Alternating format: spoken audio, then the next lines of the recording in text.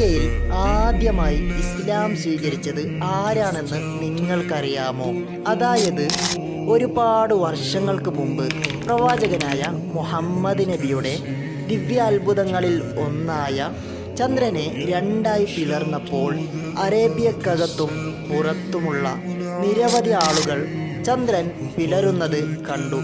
ആ ഒരു കാലഘട്ടത്ത് കേരളത്തിലെ രാജാവായിരുന്ന ചേരമാൻ പെരുമാൾ എന്ന രാജാവ് തൻ്റെ രാജ്ഞിയോടൊപ്പം തൻ്റെ കൊട്ടാരത്തിൻ്റെ മേൽക്കുരയിൽ നടക്കുമ്പോൾ പൂർണ്ണചന്ദ്രൻ പെട്ടെന്ന് രണ്ട് ഭാഗങ്ങളായി പിളരുന്നത് കണ്ടു.